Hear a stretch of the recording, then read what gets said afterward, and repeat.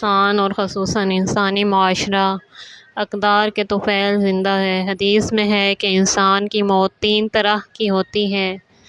پہلی انسان کے بدن کی موت ہے، دوسری انسان کی روح اور دل کی موت ہے، تیسری امت اور انسانی معاشرے کی موت ہے۔ بدن کی موت یہ ہے کہ روح بدن سے جدا ہو جائے۔ دل کی موت یہ ہے کہ اس میں ذکر خدا نہ ہو۔ مردہ دل ذکر خدا سے خالی ہوتے ہیں۔ اور انسانی معاشرے کی موت اس وقت واقع ہوتی ہے کہ جب معاشرہ انسانی اقدار سے خالی ہو جائے، جب انسان کے بدن سے روح نکل کر جدا ہو جائے تو پھر یہ بدن نجس ہے۔ اگر کوئی اس کو ہاتھ لگائے، اسے چاہیے کہ غسل میت کرے۔ خود اس بدن میت کے لیے حکم یہ ہے کہ اسے نہلا دھلا کر، کفن پہنا کر، حنوط لگا کر نماز پڑھی جائے اور اس کو قبرستان میں گڑھا کھود کر دفن کر دیا جائے، اس لیے کہ اب یہ مردہ ہے۔ مردہ کا زندوں میں رہنا نہ زندوں کے لیے مفید ہے اور نہ ہی مردے کے لیے مفید ہے، کیونکہ یہ لاش ہے۔ اگر اس کو دفن نہ کیا جائے تو اس میں تعفن آ جائے گا، اس سے بدبو پھیلے گی، اس کے لیے بھی بے حرمتی ہے اور بیماریاں پھیلنے کا خطرہ بھی ہے۔ انسان کے بدن کی موت واقع ہو تو اس کا حکم شریعت میں یہی ہے جو کہ بیان ہوا ہے، لیکن اگر انسان کی روح اور دل کی موت واقع ہو جائے، یعنی روح اور دل ذکر خدا سے غافل ہو جائے، دنیا اور لہو و لعب میں مشغول ہو جائے، تو اس موت کا حکم بھی یہ ہے کہ پہلے اسے کسی روحانی طبیب کے پاس لے جانا چاہیے، شاید یہ روح دوبارہ زندہ ہو جائے۔ ان کے نسخے پر عمل کر کے یہ روح زندہ ہو گئی تو اس کے لیے زندوں میں رہنا مشکل نہیں، وہ بھی دوسروں کے ساتھ رہ سکتی ہے۔ لیکن اگر طبیب کے علاج کے باوجود یہ روح زندہ نہ ہوئی، اس لیے کہ بعض بیماریاں لا علاج ہوتی ہیں، اب اسے ایسی بیماری لگی کہ جس کا کوئی علاج نہیں ہے، یہ روح غفلت اور لہو و لعب میں اتنی آگے نکل گئی ہے کہ منزل ارتداد تک پہنچ گئی ہے، یہ شخص مرتد ہو گیا ہے، خدا کا انکار کر دیا ہے یا دین کا انکار کر دیا ہے۔ اس کا حکم یہ ہے کہ اس کو بھی انسانی معاشرے سے نکالنا چاہیے۔ یہ مردہ روح ہے، اس کا زندوں میں رہنا نہ اس کے لیے مفید ہے اور نہ ہی زندوں کے لیے۔ اب یہ روح مردہ ہے، اس سے تعفن اور بدبو پھیلے گی، اس سے دوسرے انسانوں کی روحیں بھی خطرے میں پڑ جائیں گی۔ مردہ روح سے جو تعفن اور بدبو پھیلے گی وہ کفر، شرک اور الحاد ہے، لہذا شریعت مقدسہ اسلام میں مرتد کے لیے حکم ہے کہ اسے فوراً قتل کر دو، یعنی معاشرے کو اس سے صاف کر دو، اس لیے کہ ارتداد وہ لا علاج مرض ہے کہ جس کا کوئی علاج نہیں۔ اس طرح جب امت کی موت واقع ہوتی ہے، امتیں بھی بعض اوقات مر جاتی ہیں، اگرچہ ان کے بدن اور روح زندہ ہوتے ہیں، دل کی دھڑکن باقی رہتی ہے، بدن چل پھر رہا ہوتا ہے، نفس چل رہی ہوتی ہے، یاد خدا بھی ہوتی ہے، عبادتیں بجا لاتے ہیں، لیکن سماج اور معاشرہ مر چکا ہوتا ہے۔ امت اور سماج کی موت اس وقت واقع ہوتی ہے کہ جب امر بالمعروف و نہی عن المنکر کا فریضہ چھوڑ دیں، جب اقدار کا نظام بدل جائے، جب اقدار ان میں مردہ ہو جائیں، لوگ امر بالمعروف و نہی عن المنکر کو چھوڑ دیں۔ بھی نہیں ہے کہ جب بدن زندہ ہو، دل اور روح بھی زندہ ہو، لوگ عبادتیں انجام دیتے رہیں، لیکن اس کے باوجود امت مر چکی ہو، امت کے دل کی دھڑکن ختم ہو گئی ہو، یعنی فریضہ امر بالمعروف و نہی عن المنکر لوگوں میں مر چکا ہو۔ اسی لیے تو سید الشہداء علیہ السلام نے فرمایا کہ میں امت کی اصلاح کے لیے نکل رہا ہوں۔ حالانکہ اس وقت یزید جیسا فاسق، فاجر، شرابی حکمران برسر اقتدار تھا، امام حسین علیہ السلام نے یہ نہیں فرمایا کہ میں حکمرانوں کی اصلاح کے لیے قیام کر رہا ہوں۔ یہاں سے معلوم ہوتا ہے کہ امت مر چکی تھی، امت میں فساد آ چکا تھا، جبکہ حکمران فاسد، مفسد، شرابی اور تارک احکام شریعت تھے۔ اگرچہ امت احکام شریعت پر عمل کر رہی تھی، اس کی سب سے بڑی دلیل یہ ہے کہ جب امام حسین علیہ السلام مکہ سے عراق کی طرف جا رہے تھے تو ساری امت احرام پہن کر مینا کی طرف روانگی کے لیے تیار تھی، حج جیسے فرائض انجام دے رہی تھی۔ تازہ امت دیندار تھی، احکام دین پر سختی سے عمل پیرا تھی، لیکن امام حسین علیہ السلام نے احرام کھول دیا اور امت کو بھی دعوت دی کہ اس وقت حج کرنے کا موقع نہیں، حج بچانے کا موقع ہے۔ اس وقت حج کرنے کی بجائے ہمارا فریضہ کچھ اور ہے، آؤ میرے ساتھ چلو۔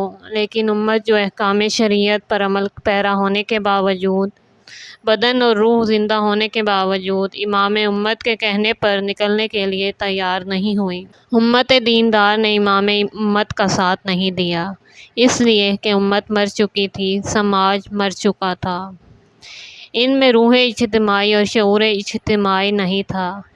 امام امت ان کو بلاتے رہے، یہ اپنے دین کا بہانہ بنا کر، حج کی ادائیگی کا بہانہ بنا کر امام امت کا ساتھ دینے سے انکار کرتے رہی۔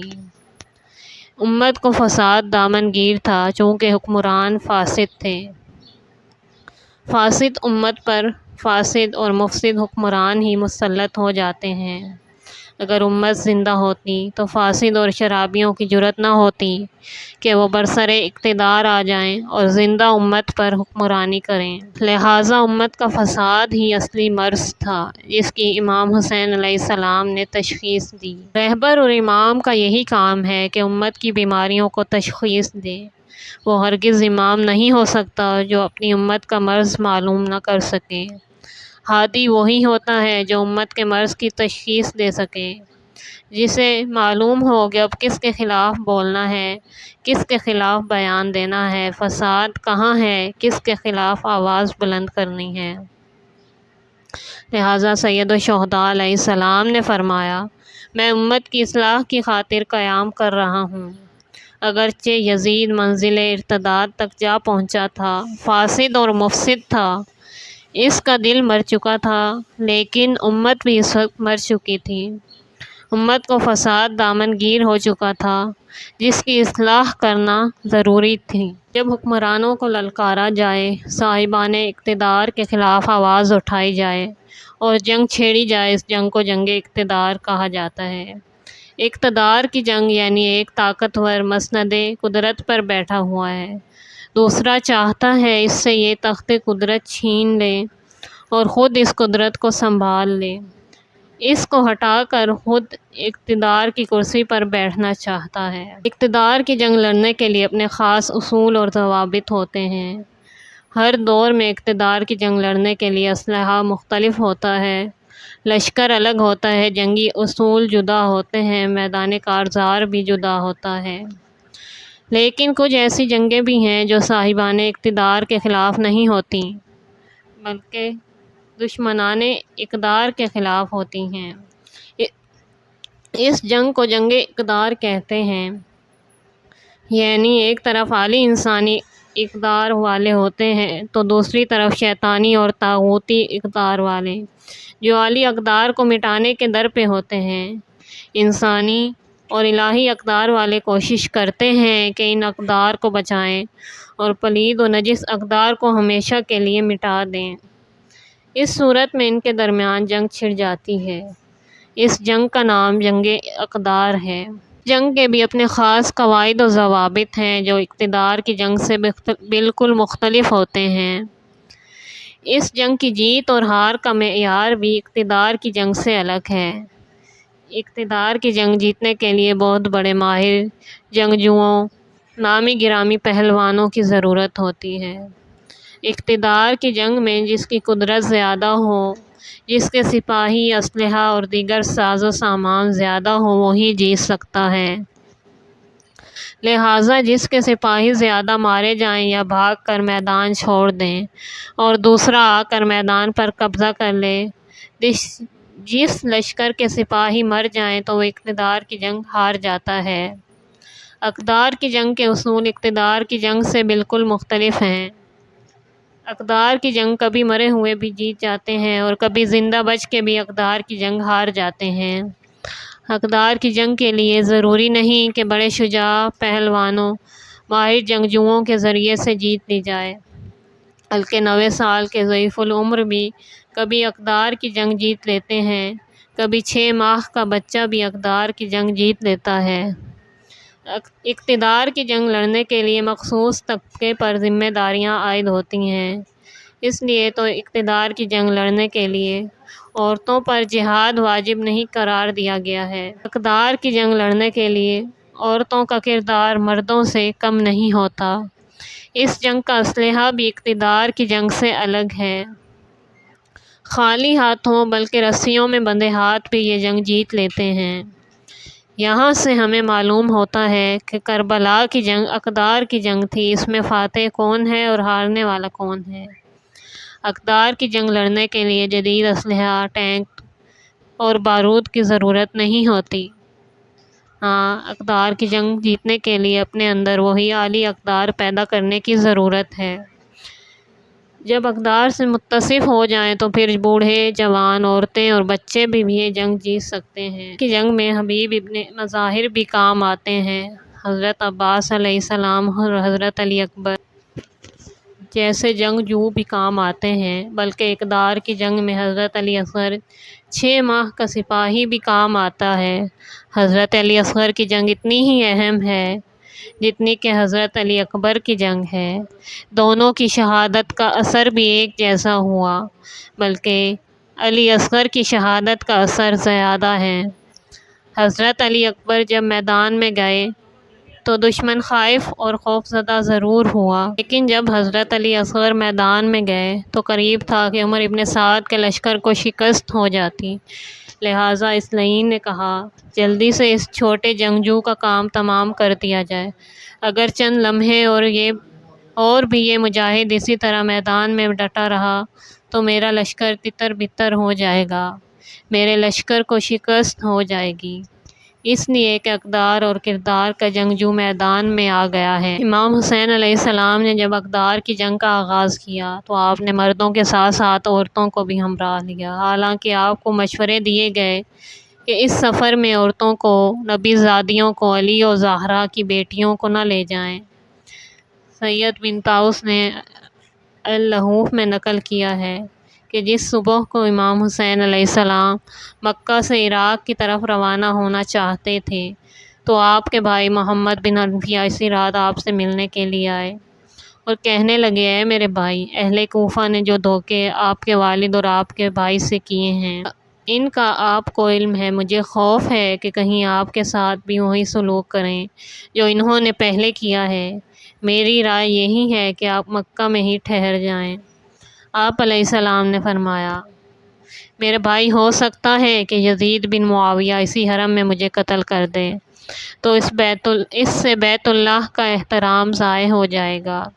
محمد بن حنفیہ نے کہا، اگر ایسا ہے تو پھر یمن یا کہیں دوسری جگہ چلے جائیں، یمن والے سب سے زیادہ اچھا دفاع کرنے والے ہیں۔ آپ نے فرمایا، جو کچھ آپ کہہ رہے ہیں اس کے متعلق میں سوچوں گا۔ لیکن جوں ہی صبح ہوئی تو امام حسین علیہ السلام نے مکہ سے عراق کی طرف سفر کا آغاز کیا تو محمد بن حنفیہ دوڑ کر آئے۔ جس اونٹنی پر آپ سوار تھے، اس اونٹنی کی زمام پکڑ کر کہنے لگے، میرے بھائی، کیا کل آپ نے وعدہ نہیں کیا تھا کہ میں سوچوں گا؟ امام علیہ السلام نے فرمایا، ہاں، وعدہ کیا تھا۔ محمد بن حنفیہ کہنے لگے، پھر کیوں اتنا جلدی جانے کا ارادہ کر لیا ہے؟ تو آپ علیہ السلام نے فرمایا، جب تم چلے گئے تو رسول اللہ صلی اللہ علیہ وآلہ وسلم میرے پاس تشریف لائے، مجھے کہہ رہے تھے، اے حسین، نکل جاؤ، خدا کی مشیت یہی ہے کہ تم اس راہ میں شہید ہو۔ محمد بن حنفیہ نے کہا، انا للہ و انا الیہ راجعون، اگر ایسا ہی ہے تو ان عورتوں کو کیوں لے جا رہے ہیں؟ آپ علیہ السلام نے فرمایا، یعنی اللہ کی مشیت اور ارادہ یہی ہے کہ یہ اسیر ہو جائیں۔ کیونکہ امام حسین علیہ السلام اقدار کی جنگ لڑ رہے تھے، اپنی خواتین کو بھی اپنے ساتھ لے کر روانہ ہوئے، اس لیے کہ یہ وہ جنگ نہیں جو عورتوں سے ٹل گئی ہو، یہ وہ جہاد ہے جو عورتوں پر واجب ہے۔